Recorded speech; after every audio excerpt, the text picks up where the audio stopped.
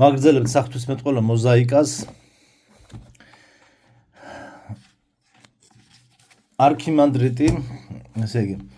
არქიმანდრიტი რაფაელი კარელინი. საქართველოს საპატრიარქოს გამომცემლობა. არქიმანდრიტი რაფაელი კარელინი. ბიბლიის სიმბოლური ენა.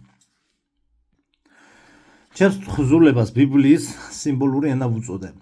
უნდა დავძინო, რომ მიზნად არ მქონია ბიბლიის გამომსახველობითი საშუალებანი და მისი მხატვრული ღირსება გამერჩია.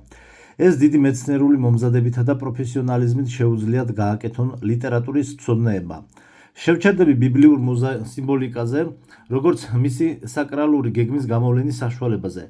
საგანგებო სიმბოლიკაზე, რომელიც ისახავს და თავს უყრის წმინდა სახეებში ბიბლიის იდეალურ და ინტელიგიბელურ მხარეებს, ესე იგი ონტოლოგიურ შინაარსს. მე გამოვიყენე სიტყვა ინტელიგიბელური, იმიტომ რომ ბიბლია ღვთიური ძალითა და ენერგიითაა სავსე და გარკვეული აზრით მარად ცოცხალ ორგანიზმად ითვლება. ჩვენს დროში კათოლიკოს პატრიარქის ილია მეორის თქმით, ყველა კულტურულ ოჯახს აქვს ან უნდა ჰქონდეს ბიბლია, მაგრამ ეს ცოტაა. ამასთანავე საჭიროა შევძლოთ მისი წაკითხვა, ვიცოდეთ მისი ენა, როგორც განსაკუთრებულ ნიშანთა სისტემა, სადაც თითოეული სიმბოლო არა მარტო მხატვრულ ემოციურ სახედ, არამედ მალოგიკურებელ, ზალად მისტიკური გამოცხადების განხორციელებად ითვლება. ყოველი ბიბლიური სიმბოლო სიტყვაში ჩაქსოვილი ღვთიური გნოსისის მანათობელი კრისტალია. გამოხატვის სხვა საშუალებათაგან განსხვავებით, სიმბოლო სულიერ ღირებულებათა იერარქიას გვიჩვენებს. მას არა მხოლოდ ინფორმაციული, არამედ კომუნიკაციური მნიშვნელობაც აქვს. სიმბოლო ესაა მჭვრეტელი სუბიექტის მაკავშირებელი რგოლი სულიერ ობიექტთან, რომელიც უშუალო გრძნობითი აღქმის მიღმა იმყოფება. იმისათვის, რომ სიმბოლო გავიგოთ, იგი ემოციურ და ინტელექტუალურ დონეზე უნდა აღვიქვათ. გავარკვიოთ კონტექსტის მიხედვით. ანალოგიურ ნიშნებით და რაც ყველაზე მთავარია, ნაწარმოების საერთო იდეით ჩავწვდეთ სიმბოლოს. გავხადოთ იგი ჩვენი სულიერ შინაარსის შინაგანი ფაქტი. სიმბოლოთი დავინახოთ და ვიგრძნოთ ის, რასაც იგი გამოხატავს. სიმბოლოს გარკვევა ადამიანისათვის უცილებლად დაკავშირებულია შინაგან ინტერპრეტაციასთან, რომელიც პირად სულიერ გამოცდილებაზეა დაფუძნებული. ამიტომ დიდი მნიშვნელობა აქვს ტრადიციებს, რომლის ფარგლებშიაც წარმოიშვება და ინტერპრეტირდება სიმბოლოები. რაც უფრო ახლოა და ადეკვატურია ტრადიციები, მით უფრო სწორი და ღრმაა ტექსტის გაგება. ბიბლია ყველაზე ღრმა და ყველაზე მისტიკური წიგნია ყველა წიგნს შორის. ხატოვნად რომ ვთქვათ, რამდენი სიტყვაცაა მასში, იმდენივე საიდუმლოა. ბიბლიის ენა ეს არის უზარმაზარი შინაგანი ტევადობის ენა, მრავალმხრივი განზომილებით. ბიბლიურ ენას განსაკუთრებული სიმკვრივე და კონცენტრირებულობა გააჩნია, მაგრამ არა მატერიალურად ვერბალური სიმკვრივე, არამედ უფრო სინათლის ტალღების ენერგეტიკული სიმკვრივე.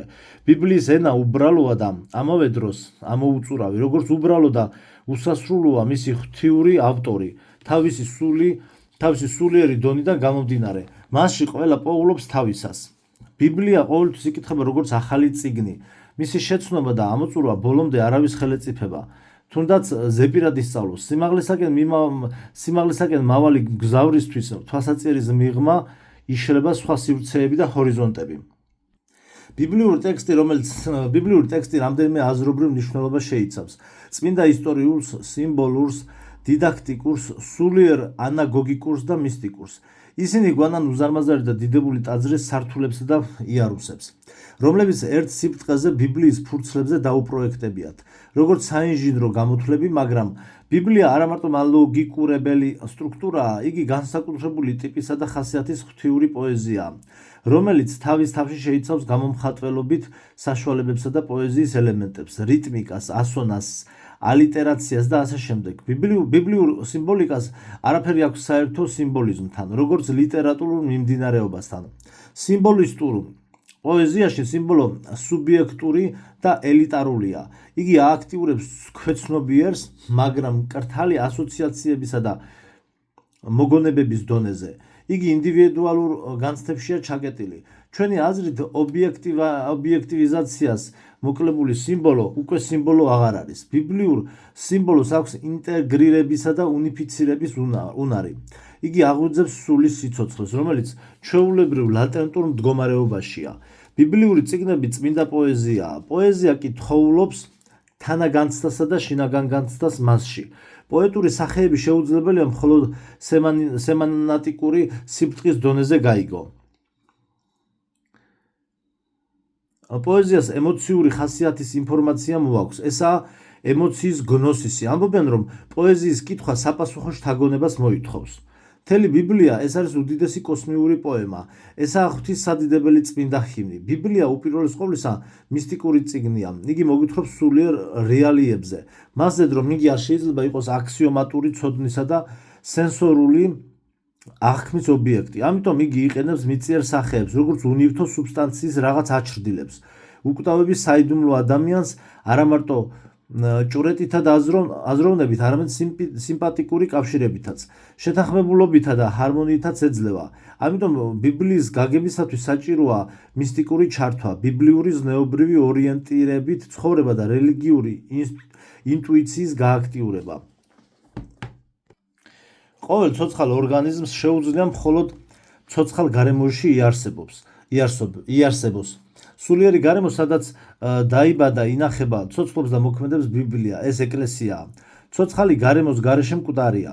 ადამიანის გვამი შეიძლება დაანაწევრო, გაზომო, შეისწავლო ანატომიურად. მაგრამ აქედან ჩვენ ვერაფერს გავიგებთ ადამიანის სულიერ სამყაროზე. რითი ცხოვრობდა, რაზე ფიქრობდა, ვინ უყვარდა და ვინ ზულდა, რისკენ მიისწრაფოდა. ტაძრის გარეშე შეიძლება შეისწავლო ბიბლიის მორფოლოგია და არა პნევმატოლოგია. დაინახო მისი ვერბალური სხეული და არა ცოცხალი და სიცოცხლის მიმნიჭებელი სული. საეკლესიო ღვთისმსახურება ეს ბიბლიის მუდმივი აქტუალიზაციაა. ბიბლიის ლიტურგიული სიცოცხლეა. ეს არის შესაძლებლობა მათთვის, ვინც ღვთისმსახურებაში მონაწილეობს.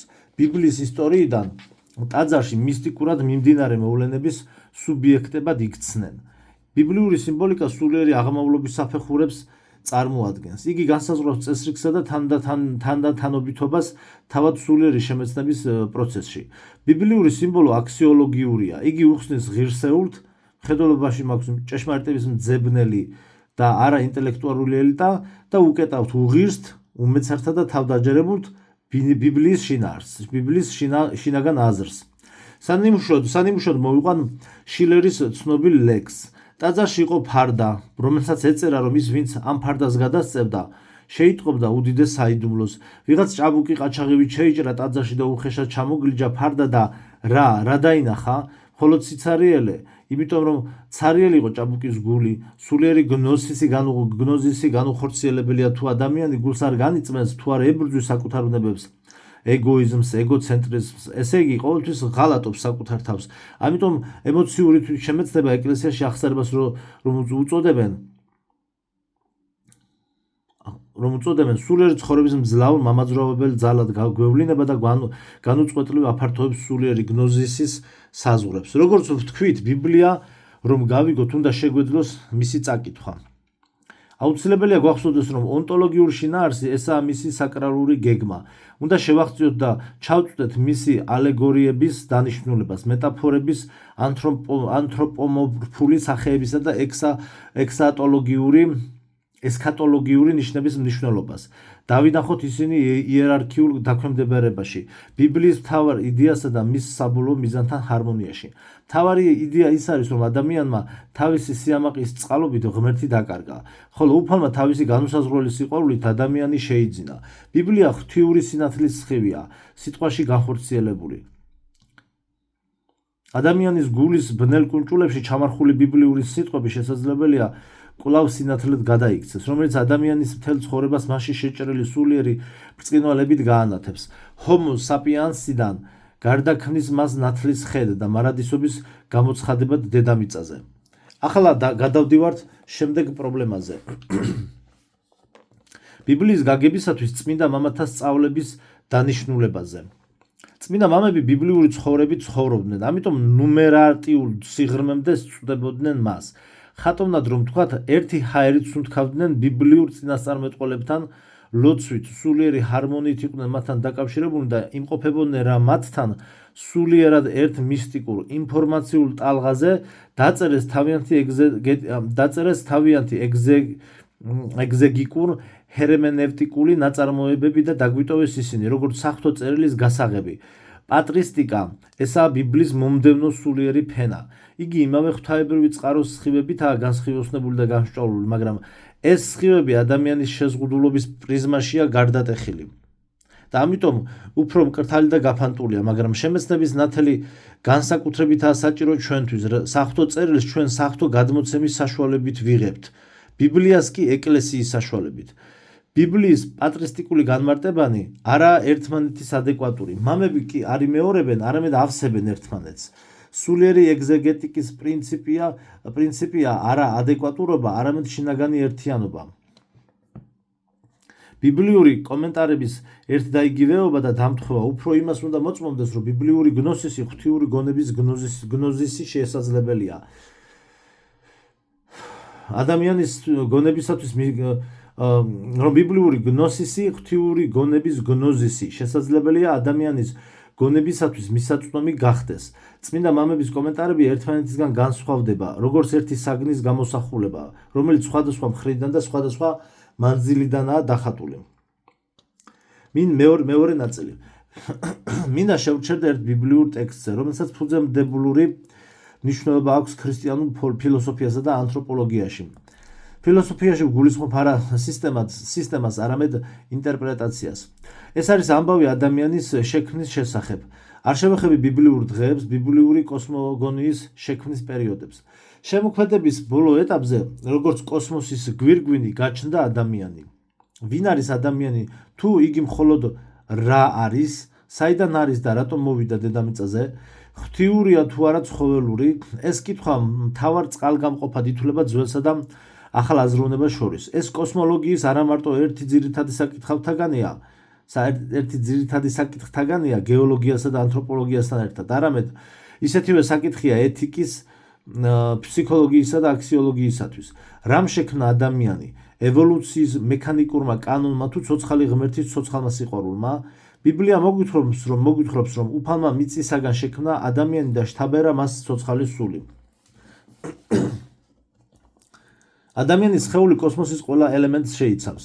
ამიტომ ადამიანი პატრისტიკულ ლიტერატურაში ხანდახან მიკროკოსმოსად იწოდება. უფალმა ადამიანის სხეულს სული შთაბერა მოქმედება, რომელიც მიანიშნებს ადამიანის სულის სიახლოვეზე მის დამბადებელთან. მიანიშნებს იმაზე, რომ ჩვენ პავლე მოციქულის თქმით ვენათესავებით მას. უფალმა ადამიანს შექმნა ხატად თვისად. ხატად ნიშნავს დამთხოვასა და მსგავსებას, მაგრამ არა იგივეობას და სუბსტანციურ თანასწორობას. ეს საკითხი იქცა გადაუჭრელ პრობლემად და პრინციპულ განსხვავებად თეიზმსა და პანთეიზმს შორის. პანთეისტური ეგოთეიზმისათვის თვითპიროვნება ფიქციაა. მეონური ყოფა ირევა ანტიკურობაში, ხოლო ანტიკურობა მეონურთან ერთად აბსოლუტურ არარაობაში შთაინთქმება. სულის როგორც სუბსტანციის არსებობა ძირითად და მთავარ ფაქტად ითვლება მთელ ქრისტიანულ ანთროპოლოგიაში. ადამიანი ესაა სხეულით შემოსილი სული. იგი ორი სამყაროს ხილულისა და არახილულის საზღვარზე დგას. ის არის რგოლი, რომელიც თავის თავში აერთიანებს სულიერსა და მატერიალურს. მაქსიმე აღსარებლის სიტყვით, ადამიანი კოსმოსის წარმომადგენელი ან იპოსტასია. ადამიანი ესაა სამყაროს ინტეგრაციისა და განსულიერების უნიკალური ფაქტორი. ადამიანი ტრიადული მონადაა.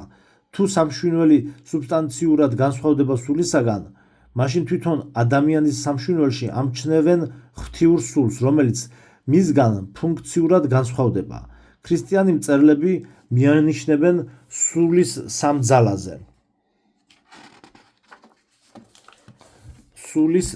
ძალაზე. შინაგანი ლოგოსი. პირველი შინაგანი ლოგოსი იდეისა და რაობის უშუალო განჭვრეტის უნარი, ინტელიგიბელური სამყაროს ხედვა და სინთეტიკური აზროვნება.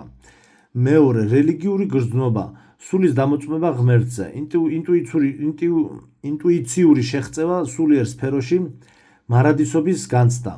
მესამე ისიხასი, სულიერი ენერგია, ადამიანური სულის ღვთიურთან მიმართება. ასევე სამშვინველსაც გააჩნია სამი ძალა. პირველი ნუსი, სულიერი ძალების ერთობლიობა, გონებრივი დასკვნისა და წარმოდგენის უნარი. მეორე ეპიტიმია, მშვენიერების წყურვილი, მესამე ტიმოსი, სამშვინველის რეაქტიულობა, მისი გამააქტიურებელი ძალა. ადამიანი შეიქმნა დროებითი და მარადიული ცხოვრებისათვის. ამიტომ სულიერი და მშვინვიერი ძალები აუცილებელი იყო მისი არსებობისათვის. ისინი იმყოფებოდნენ სრულ ჰარმონიასა და სუბორდინაციაში. უმდაბლესი ემორჩილებოდა უმაღლესს. მიწისაგან ადამიანის შექმნისა და მისი ნეკნისაგან ევას წარმოშობის ამბავი ჩვენს რაციონალისტებში არც თუ ისე იშვიათად სიბეცესა და დაცინვას იწვევს.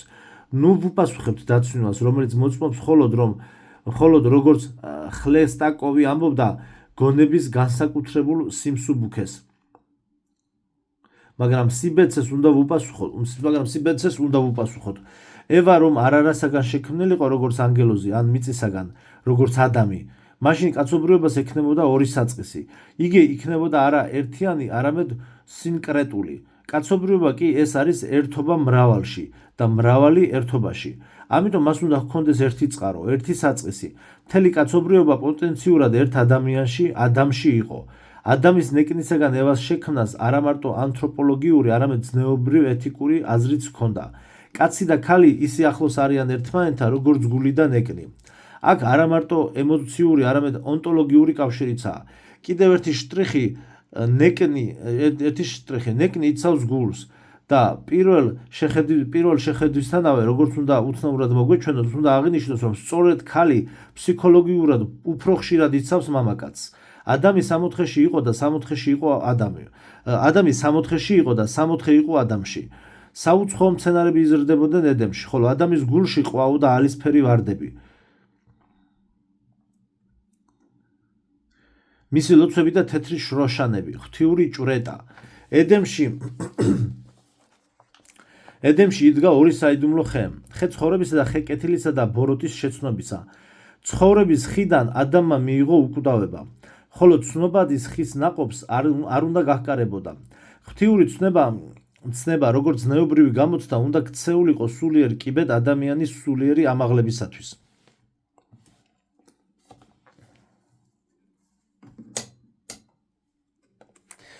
ბიბლია მოგვითხრობს ადამიანის ცნუნებაზე, ტრაგედიაზე, რომელმაც შეძრა მთელი კოსმოსი. გველი ფრთებშეკვეცილი ანგელოზი, რომელმაც დაკარგა ღვთისსიყვარული, სულიერი სფეროებიდან შავ უფსკრულში გადაჭეხილი, ღვთისაგან განდგომისათვის ბნელსა და ქაოსში დაცემული, კვლავ იწვევს ზეცას ახალი ბრძოლის ველზე. ეს ბრძოლის ველია ედემი, ადამიანის გული. დემონი შთააგონებს ადამიანს, რომ ცნება ეს არის უსამართლო და იძულებითი შეზღუდვა, რომელიც ხელს უშლის ადამიანს გახდეს თავისუფალი და ძლიერი როგორც ღმერთი. სატანა გასხივოსნებული ლუციფერი აღფრთოვანებული თავისი ბიწიერი სილამაზით მოინდომებს ღმერთთან გათანაბრებას და ჩავარდება სასოწარკვეთილებასა და უგონობაში, სიბნელისა და ბოროტების უფსკრულში. ადამიანმა მოინდომა ღმერთად გახდომა უფლის გარეშე. ნაყოფის, როგორც თილისმის საშუალებით და გადაწყვიტა გამხდარიყო თავისუფალი მეუფე, თავისი კოსმიური ყოფისა. ცოტას გადავუხობ და შევნიშნავ, რომ ვედანტას სკოლის ნეოწარმართებსაც სურთ ღმერთები გახდნენ, ახდენენ რა აბსოლუტურთან თავის იგივეობას აბსოლუტურთან თავის იგივეობის მედიტაციას. მსგავსება ფრიად საინტერესოა. ნაყოფი მოიწყვიტა, ღმერთთან კავშირი დაირღვა. ადამიანის ცხოვრების შინაგანი ფაქტიდან გამომდინარე, ადამიანის წარმოდგენაში ღმერთი გახდა გარეშე, დამსჯელი, მარეპრესირებელი ძალა, ღვთიური ენერგიის ნათელი, რომელიც არა მარტო აცოცხლებდა წინაპართა ასულებს, არამედ მათი სხეულებიდან გამოდიოდა და მოსავდა მათ ნათელი სამოსელით. ჩაქრა. ადამიანმა დაინახეს, რომ ისინი შიშვლები არიან. იგრძნეს თავიანთი სულიერი სიღარიბე, სიცარიელე და გაღვიძებული მგრძნობიარობის ტალღები. გრიგოლი ღვთისმეტყველი წერს, რომ მისი აზრით ხეცნობადისა, კეთილისა და ბოროტისა ესაა რაღაც უმაღლესი სულიერი განჭვრეტის ხარისხი, რომელიც ჯერ არაა ხელმისაწვდომი ადამიანისათვის. ცხოვრების ხე ეს არის ღმერთთან კონტაქტი. ღმერთთან კავშირით ადამიანი უნდა ამაღლებულიყო ღმერთის შეცნობამდე, ღვთიურ გნოზისამდე. ძალზე ძლიერი დამაბრმავებელი ნათელი ავსებს ადამიანის თვალს შეუღწეველი სიბნელით. ადამიანის ცოდვა ნებისყოფის სისუსტით ცოდვა კი არ იყო, არამედ ღვთის მბრძოლობის ცოდვა. თუ ადრე ადამიანის ცხოვრების ცენტრიდან მაინტეგრირებელი ძალა ღვთისსიყვარული იყო, შემდეგ როცა ადამიანმა ეს ცენტრი დაკარგა, უნდა ეპოვა მეორე მონანიება. პირველ შობილ წყვილს უფალი ცხოველთა ტყავს აცმევს. რას ნიშნავს ეს გრიგოლ ნოსელის მიხედვით? ეს ნიშნავს მათი სხეულების გამიწიერებას, ნაკლოვანებას და ამასთან ერთად ნივთიერი სამყაროს კატასტატიკურ მდგომარეობას. ღმერთმა ედემის კართან დააყენა ქერუბიმით ცეცხლოვანი מחვილით ხელში. ძველი აღთქმის მისტიკოსისა და პლატონიკოსის ფილონის აზრით ქერუბიმი ნიშნავს კოსმოსს, ხოლო მბრუნავით ცეცხლოვანი მახვილი დროს. რა მოხდა ადამიანის დაცემის შედეგად? ჰარმონია ღმერთსა და კოსმოსს შორის დაირღვა. მთავარი რგოლი, რომელიც აერთიანებდა სულიერ და მატერიალურ სამყაროს, ადამიანი კოსმიური განათების იერარქიას გამოეთიშა. ქაოსმა, ხრწნამ, სიკვდილმა, კატასტატიკურმა დაცემამ ყოფიერების ყველა დონეზე თავის სასიკვდილო კლანჭებში მოაქცია კოსმოსი. შეიცვალა თავად ნივთიერებაც, გახდა იგი ინერტული, უძრავი, გაუგონარი და ურჩი წმინდა სულისათვის. თვით ადამიანის სამშვინველმა კატასტატიკური ცვლილება განიცადა. სულიერი ძალები პასიურ, ლატენტურ მდგომარეობაში ჩაცვიდნენ. სამშვინველი სხეულს დაემორჩილა, სული კი სამშვინველს. ადამიანის აქსიოლოგიური ძალების იერარქიული პირამიდა დაყრდნობით აღმოჩნდა. სულიერი ძალები მოქმედებდნენ დუნედ. სპორადულად მოითხოვდნენ ძალების განუწყვეტლივ დაძაბვას, რათა გაეცოცხლებინათ და გაეაქტიურებინათ ისინი, მაგრამ თავად ნებისყოფა უკვე პარალიზებული აღმოჩნდა. მშვინვიერი გონება განსჯითა და ლოგიკით აენთო. განსჯის უნარი აგებს სილოგიზმებსა და გონებრივ დასკვნებს. ადგენს მოვლენის მიზეზ-შედეგობრივობის კავშირებს. მას ეკუთვნის აგრეთვე მეცნიერულ ევრისტიკული აზროვნება. ლოგიკას მიეკუთვნება გრძნობით მხატვრული წარმოდგენები, წარმოსახვა, ფანტაზია და ასე შემდეგ. მშვინვიერი განსჯა მიწიერი, ვნებიერი და აფექტური გახდა. ცოდვით დაცემის შემდეგ სულიერი ლოგოსი თითქოს და თავის-თავში ჩაიკეტა. იგი ლატენტურ მდგომარეობაში იმყოფება და იშვიათად ავლენს თავს ადამიანის ინტუიციაში. ერთადერთი საშუალება მისი გამოღვიძებისა რელიგიური მოღვაწეობა და ქრისტიანული ასკეტიზმია. სულიერ ლოგოსთან ურთიერთობაში მშვინვიერი განსჯა უზურპატორის როლში გვევლინება. მან მიიტაცა ადამიანის სამგანზომილებაში ცენტრალური ადგილი და კონტროლს ყველა გნოსტიკურ სფეროზე ახორციელებს. მეტიც მას უნდა, რომ კატასტატიკურად დაცემული ადამიანი ხრწნადი სამყაროს ხრწნად მეუფედ აქციოს. მან უზარმაზარი აქტივობა და შეუპოვრობა განავითარა დასახული მიზნის მისაღწევად. ადამიანის სულიერი გონება შეიცავდა კოსმიურ იერარქიას. იგი დედამიწის მეუფე იყო კოსმოსისა და ღმერთის კავშირის ჰარმონიზაციისათვის. მშვენიერი გონება აგრესორია კოსმოსთან მიმართებაში. მას სურს დაიმორჩილოს, დაიპყროს კოსმოსი. თუნდაც ამისათვის მთელი სამყაროს საბოლოო დეჰარმონიზაცია დასჭირდეს. მშვინვიერი განსჯა ენანტური გახდა სულისათვის. ესაა უდიდესი პოზიტივისტი, მატერიალისტი და სკეპტიკოსი. იგი გააფთრებით უარყოფს მას, რაც არ ესმის. მისთვის არ არსებობს უფრო დიდი ღირებულება, ვიდრე თვითონაა. იგი ეჭვით უყურებს თავის მბრძანებლობას და უმოწყალოა მტრებისადმი. აზრი იმის შესახებ, რომ არსებობს მასზე მაღლა მდგომი, აღიზიანებს მშვინვიერ განსჯას, რომელიც ადვილად გადადის მძვინვარებასა და მრისხანებაში. სულიერი იერარქიის იდეა, როგორც თანდათანობითი ამაღლება ზევით, მისთვის გაუგებარი და საძულველია.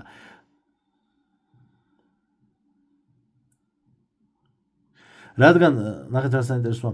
სულიერი იერარქიის იდეა, როგორც თანდათანობითი ამაღლება ზევით, მისთვის გაუგებარი და საძულველია. რადგან არ ცნობს სხვა მწვერვალებს საკუთარი თავის გარდა. აი აქ იგულისხმება, როდესაც ადამიანები ამბობენ, რომ მე მწამს ღმერთის, მაგრამ არ მწამს ეკლესიის და არ მწამს მღვდლებისო. აი ზუსტად აი აქ იგულისხმება. აი შეხედეთ. იგი ეჭვით უყურებს თავის მბრძანებლობას და უმოწყალოა მტრებისადმი. აზრი იმის შესახებ, რომ არსებობს მასზე მაღლა მდგომი, აღიზიანებს მშვინვიერ განსჯას, რომელიც ადვილად გადადის მძვინვარებასა და მრისხანებაში. სულიერი იერარქიის იდეა, ანუ სულიერი იერარქიაში უკვე შემოდიან უკვე სასულიერო პირები, აი ეს უკვე აღარ მოწოთ მათ. სულიერი იერარქიის იდეა როგორც თანდათანობითი ამაღლება ზევით, მისთვის გაუგებარი და საძულველია, რადგან არ ცნობს სხვა მწვერვალებს საკუთარი თავის გარდა, თავის აბსტრაქციებსა და წარმოდგენებში. ადამიანის კატასტატიკური დაცემის მიზეზი ღვთის გარეშე ღმერთად გახდომის სურვილი ღრმად ჩაიმარხა მშვინვიერი გონების განსჯასა და ლოგიკაში, რომელიც გარე სამყაროზეა ორიენტირებული. ადამიანი როგორც სულიერი მონა და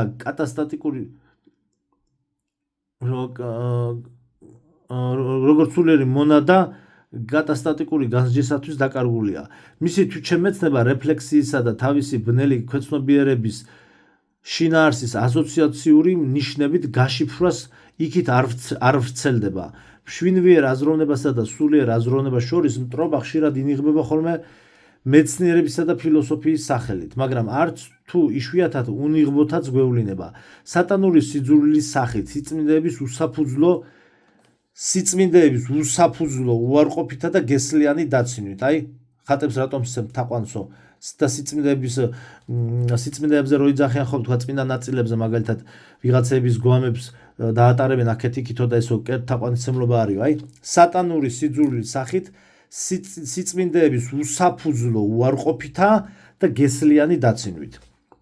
მშვინვიერი გონება მოწყვეტილია სულიერ ლოგოს, არ შეუძლია რელიგიური იყოს თუ იგი იღებს ღმერთის იდეას, მაგრამ მხოლოდ იმიტომ რომ თქვას ღმერთი ეს მე ვარ, პანთეიზმი.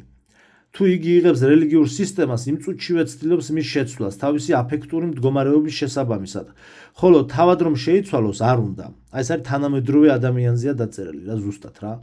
საკმარისია ლატენტური სულიერი გონის გამოღვიძება და მასთან შეერთება, რომ განსჯა კვლავ ადამიანის სულის გამომხატველი თვალი ხდება. ავტონომიური განსჯის რელიგია შეიძლება იყოს ეგოთეიზმი, თვით გაღმერთება, პირველი მცნების დარღვევა რა. თუნდაც იგი ქრისტიანულ ან სხვა ტერმინოლოგიით ინიღბებოდეს. ადამიანის მეორე მშვინვიერი ძალა ეპიტემია, ღვთიური სილამაზის განცდის სურვილი დაემთხვა სიამოვნების წყურვილისა და მწუხარებისადმი ზიზღს.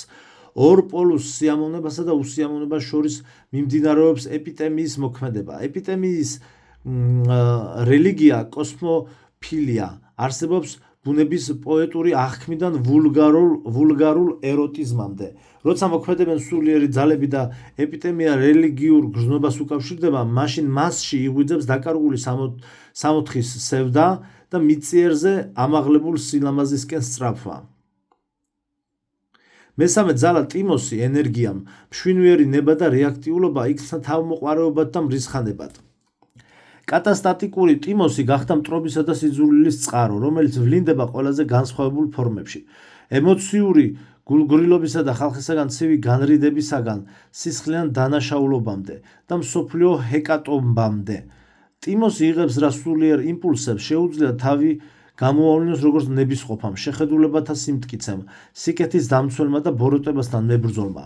კატასტატიკური ტიმოსი ჩვეულებრივ ცხოვრებაში მუდმივი ფორმით წარმოგვიდგება ქრონიკული გაღიზიანების სახით, როცა ადამიანი სიბინძურით დატენილ ბომბს ემსგავსება, რომელიც შესაძლებელია ნებისმიერ დროს აფეთქდეს, ან კიდევ სიამაყის ჩირქოვან ანთებას, რომლის ხელის ხლებაც კი საზიზღარი და საშინელია.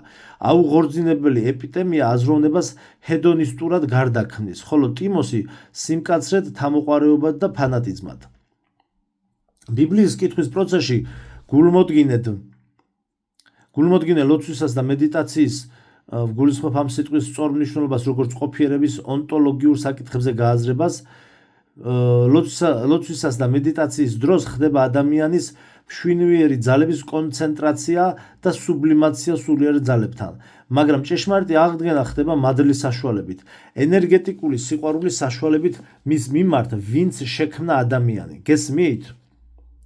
და კარგად დააკვირდით რა წერია დრო, რომ ბიბლიის კითხვის პროცესში გულმოდგინედ ლოცვისას და მედიტაციის დროს ხდება ადამიანის მშვინვიერი ძალების კონცენტრაცია და სუბლიმაცია სულიერ ძალებთან, მაგრამ ჭეშმარიტი აღდგენა ხდება მადლის საშუალებით, ენერგეტიკული სიყვარულის საშუალებით მის მიმართ, ვინც შექმნა ადამიანი, ანუ ღმერთის მიმართ.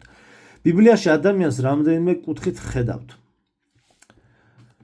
პირველი ბიბლიაში ბიბლიაში ადამიანს რამდენიმე კუთხით ხედავთ. პირველი, ადამიანი როგორც ღმერთის იდეა, როგორც ღმერთის სახე კოსმიურ სამყაროში, როგორც დედამიწის პოტენციური მბრძანებელი. მეორე, ადამიანის ცხოვრება ღმერთთან ურთიერთობაში, მაგრამ ესაა რელატიური ცხოვრება, ადამიანის თვითგამორკვევისა და თვითდამკვიდრების პერიოდი, როგორც პიროვნებისა ღმერთთან, სამყაროსთან და თავთან, თავისუფალ და სულიერ მონადასთან ურთიერთობაში. მესამე, ღვთისაგან განდგომა, ეშმაკთან მსგავსება, როგორც მის ფეხქვეშ უეცრად გახსნილი უფსკრული. მიწიერი ცხოვრება, როგორც სამშვინველის მისტიკური ოდისეა, როგორც დაკარგული და დაბრუნებული სამოთხის ისტორია, ცოდვით დაცემა, უდიდესი ფაქტორი, რომელსაც უარყოფენ ანტიკური და თანამედროვე ფილოსოფოსები და ჰუმანიტარული სისტემები. ამიტომაც შედიოდნენ პესიმისტურ ან უტოპიურ ჩიხში. ცოდვა როგორც დემონური ძალა, როგორც შავი პირველყოფილი ქაოსი, როგორც სასიკვდილო რადიაციის მქონე ღრუბელი, ამოიჭრა ადამიანური გულის ჯუღმულებიდან, განგმირა თვითონ ადამიანი და კოსმოსი. დაიწყო დეზინტეგრაციის პროცესი განდგომისა და დაცემისა. ადამიანი გამოიყო ღმერთს, კოსმოსი ადამიანს. გაიყვნენ მშვინვიერი და სულიერი ძალები. მაშინდელმა სულიერმა ჰარმონიამ ადგილი დაუთმო ფსიქიკურ კომპლექსებს. პოტენციურად ერთიანი კაცობრიობა დაემსგავსა მრავალგვარობას. ცოდვა და სულიერ ზნეობრივი დაცემა სულ უფრო და უფრო ინტენსიურად იზრდებოდა, როგორც წყარო, რომელიც იერთებს პატარა ნაკადულებსა და მიწისქვეშა წყლებს და ხდება უზარმაზარი მდინარე, რომელიც მთელ დედამიწას ცრემლთა და სისხლით არწყულებს. როგორც თოვლის გუნდა, რომელიც მოსწყდება რამთის თავს, განუწყვეტლივ იზრდება და ხდება უშველებელი ზვავი, რომლის შეჩერებაც აღარავის ძალუps. იგი გრუხუნით მიაქანება დაბლობისაკენ და მოაქვს სიკვდილი, ანადგურებს თავის გზაზე ყოველივეს. კაცობრიობა ადამიანში დაეცა. ადამიანმა დაკარგა ღმერთი, მაგრამ უფალმა არ მიატოვა ადამიანი. ადამიანის ცოდვით დაცემისას გაიხსნა ღვთიური სიყვარულის უფსკრული. ახალი ადამი ქრისტე. ღვთიური ლოგოსი მოევლინა დედამიწას. ბიბლია ესაა კაცობრიობის ისტორია ჩვენი სულისა. პლატონს ასეთი არაკი აქვს. გამოქვაბულში კედლისკენ სახით სხედან პატიმრები. გამოქვაბულის შესასვლელის მახლობლად ქარავნები დადიან. ჩქარობენ მგზავრები, მათი ჩრდილები გამოქვაბულის სიღრმეში ეცემა. ამ გამოუცნობი მორიალე ჩრდილების მიხედვით პატიმრები ცდილობენ გამოიცნონ თუ ვინ იმყოფება გამოქვაბულის მახლობლად. უჭირთ პატიმრებს ყოველი მათგანი თავისებურად ფიქრობს და მარჩიელობს. არავინ იცის ცდება თუ მართალია. დაინახა თუ ვერა სახე ჩრდილოვან გამოსახულებაში, დააღწია თუ ვერა თავი ვარაუდებსა და წარმოდგენების წრეს, ჭეშმარიტების მკვდარ აჩრდილებს.